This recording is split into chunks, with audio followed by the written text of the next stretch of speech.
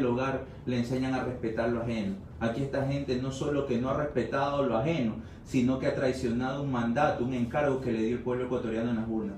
Es indignante, y yo lo puedo decir con toda la franqueza del mundo, han actuado de una manera criminal y miserable en contra del pueblo ecuatoriano, porque ahora resulta ser que la corrupción no es solamente que se llevan la plata del erario nacional, por culpa de esta corrupción que ha estado metida dentro del sistema de salud pública y el Instituto Ecuatoriano de Seguridad Social, se debió a las altas tasas de mortalidad dentro de esta pandemia en el Ecuador.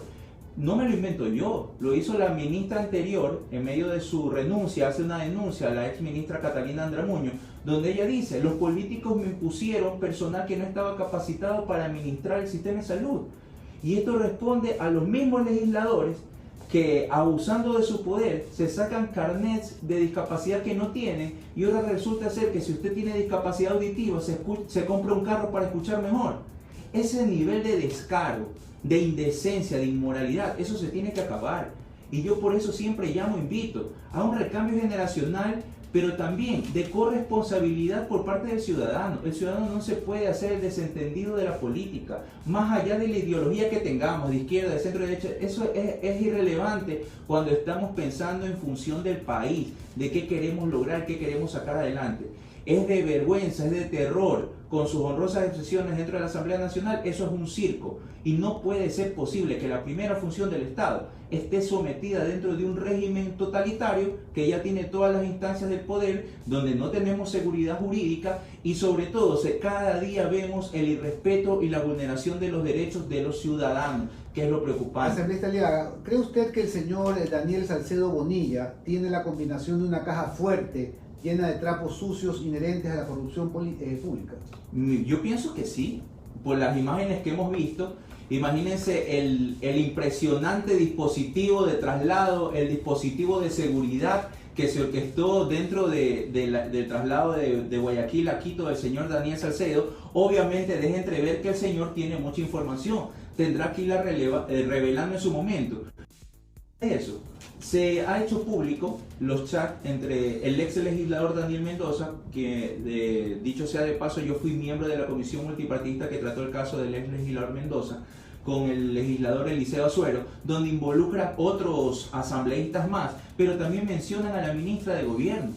Entonces ya el pueblo ecuatoriano sabe, metafóricamente hablando, que hay una torta que es el Estado ecuatoriano. Las instituciones partieron la torta, entregaron las porciones de la torta, pero no quieren decir de manera franca y transparente quién repartió, pues, porque si le llegó un pedazo de torta significa que alguien le repartió la torta, y eso es lo que queremos saber. Más allá de lo que pueda decir con sus discursos que no convencen a nadie, la ministra de Gobierno, dentro de una comparecencia en la Asamblea Nacional, ella fue muy clara en sus declaraciones. Se ratificó de que ella consultaba a los legisladores para que le recomienden funcionarios para puestos públicos, lo cual es prohibido por la Ley Orgánica de la Función Legislativa, y más allá de eso, es un delito de tráfico de influencias. Pero como en este país del nunca jamás no se respeta el Estado de Derecho, pues les parece que eso está bien, y se niega a la Asamblea Nacional a llamar a una ministra de Estado que nos debía muchas respuestas desde octubre del año pasado, y sobre todo ahora en el mal manejo de la crisis del COVID que estamos viviendo todavía. Lamentablemente son varios los nombres de asambleístas que da la impresión están implicados en estos atracos, porque ese mismo bloque denominado Badi están siendo citados a declarar cada uno de ellos. Por supuesto, ninguno dice conocer nada y saber absolutamente sobre el tema que están tratando. Ellos no se conocen siquiera entre los propios miembros del bloque. Por supuesto que no creemos nada de aquello. Aquí tiene que haber un desenlace, y el desenlace es recuperar los dineros que debían ser para un hospital que tanto anhelaban los ciudadanos de Pedernales. Lo primero, recuperar el dinero, quitarles a todos estos sinvergüenzas que tomaron dinero. Por supuesto, tiene que haber un debido proceso, pero si los dineros fueron tomados, hay una prueba de que fueron tomados. Hay que ver cuánto cogió cada uno, y si alguien no tomó, igualmente dejarlo libre. Pero ¿cómo podremos lograr esto? Porque en el país prácticamente las denuncias son una burla. Incluso cuando llegan a la cárcel nos olvidamos de ellos y cuando recordamos ya no están en la cárcel.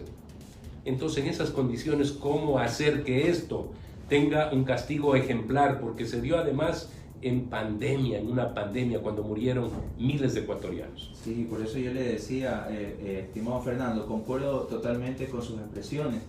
Esto va más allá del tema político, esto es actuar de una manera criminal, de una manera inmoral y miserable en contra del bienestar del pueblo ecuatoriano.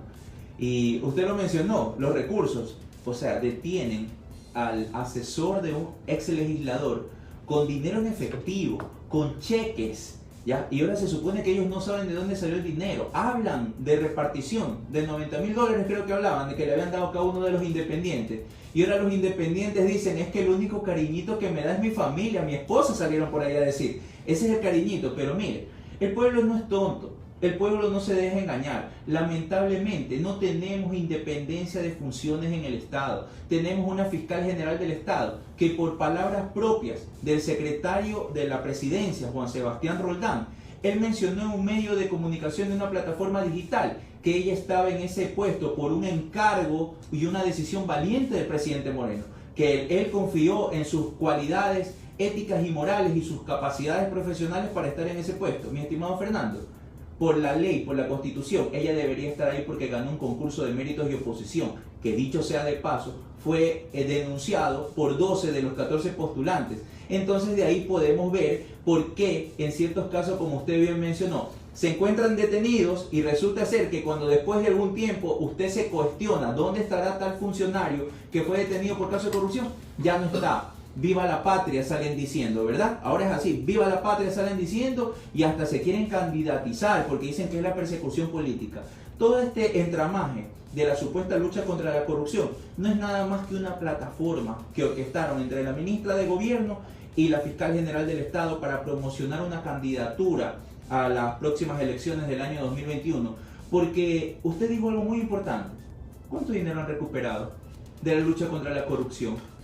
¿Cuántos millones han anunciado que los tienen? Porque cogen personas con efectivo y no han dicho en dónde van a destinar esos recursos, porque son recursos del erario nacional. Eso es lo que debemos entender. No son recursos privados, son recursos que, como usted bien dice, impidieron la construcción de un hospital en una ciudad como Pedernales que necesita pues la atención. Le restringe el derecho a los hermanos manavitas de poder tener el acceso al servicio de salud, al sistema de salud pública.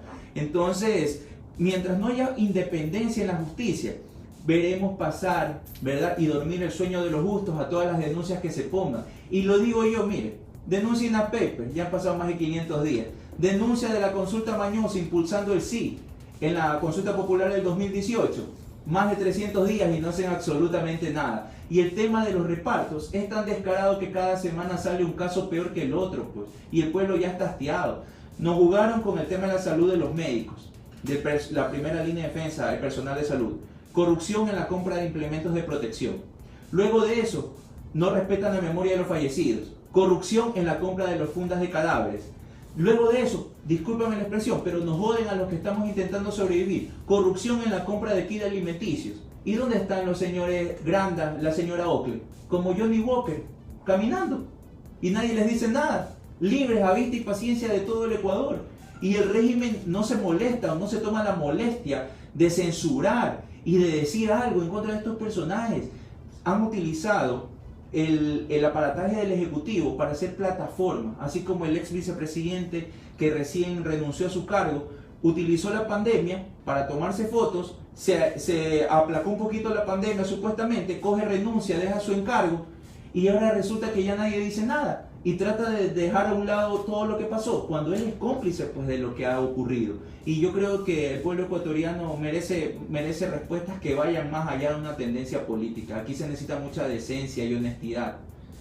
La autodepuración de la Asamblea, que en este momento tiene un grueso número de asambleístas sobre o bajo sospecha. Recordemos que hace pocos días acudieron a declarar el señor Tello, el señor Romero, el señor Alvarado, decían no saber, Paredes, decían pues no saber absolutamente nada. Igualmente también fue la señora Rosa Verde Soto y María Mercedes Cuesta, que dicen que no saben nada de nada. Sin embargo, están mencionadas en los chats entre Eliseo Azuero y el señor Mendoza. Digo yo, ustedes asambleístas podrán ahora ante el pueblo ecuatoriano demostrar que hay una decisión de depurar la asamblea, primero destituyéndolos, por supuesto. ¿Por qué no salen y se defienden fuera de la asamblea? Sí. Eso sería lo correcto. Totalmente. Pero, ¿qué es lo que se puede hacer para que no quedemos burlados en esta ocasión los ecuatorianos? Mire, el tema de la asamblea da vergüenza ajena, porque aunque uno no está cometiendo esos ilícitos, uno es parte del cuerpo colegiado y el ciudadano dice los asambleístas son corruptos y no es justo que nos metan a todos en el mismo saco, pero entendemos el malestar ciudadano. Es necesario que se inicie una investigación y fiscalización, que yo ya lo he expresado públicamente, una investigación y una fiscalización a cada uno de los 137 legisladores, mi estimado Fernando, y quien incumpla con la ley, quien incumpla con la Constitución, con la Ley Orgánica de la Función Legislativa, yo estoy y concuerdo plenamente con usted, debe dar un paso al costado y defenderse como un ciudadano, porque ha cometido actos reñidos con la ley y no puede ser posible. Si las autoridades deberían ser ejemplo o debemos ser ejemplo de un buen comportamiento, del manejo de las leyes, de la Constitución, y no se da de esta forma. ¿Qué poder hacer para no quedar burlados? Iniciar las acciones que nos corresponden.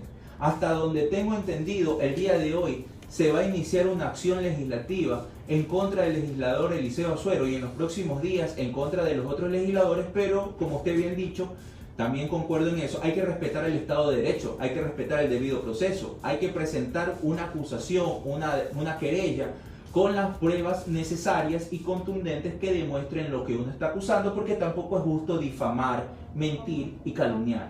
Entonces eso se va a iniciar en la Asamblea Nacional. Ahora lo que necesitamos es que la opinión pública volque su mirada hacia la Asamblea Nacional y pueda darse cuenta quiénes, con su voz, con sus acciones y con sus votos, solapan la corrupción.